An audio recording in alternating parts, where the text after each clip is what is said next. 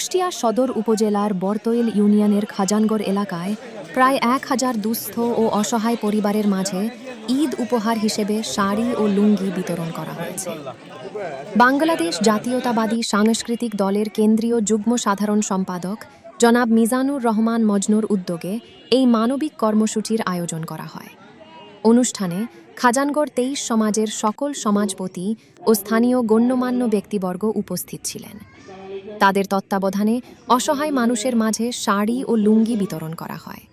তবে দুঃখজনক বিষয় হল, হঠাৎ অসুস্থ হয়ে পড়ায় আয়োজক জনাব মিজানুর রহমান মজনু এবং তার সহধর্মিণী রুশিয়া বেগম অনুষ্ঠানে উপস্থিত থাকতে পারেননি। তাদের অনুপস্থিতিতে পরিবারের পক্ষ থেকে এই কার্যক্রম পরিচালনা করা হয়। পরিবারের পক্ষ থেকে জানানো হয়, জনাব মজনু সুস্থতার জন্য সবার কাছে দোয়া কামনা করা হয়েছে।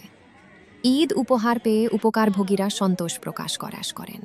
অনেকেই বলেন, এই সহায়তা তাদের জন্য ঈদের আনন্দকে আরও বাড়িয়ে দিয়েছে। সমাজের বিত্তবানদের এমন উদ্যোগ অব্যাহত থাকলে অসহায় মানুষের কষ্ট অনেকটাই লাঘব হবে বলেও তারা আশা প্রকাশ করেন। স্থানীয়দের মতে, সমাজের দায়িত্বশীল ব্যক্তিদের এ ধরনের মানবিক উদ্যোগ সমাজে সহমর্মিতা বাড়ায় এবং অসহায় মানুষের মুখে হাসি ফোটায়।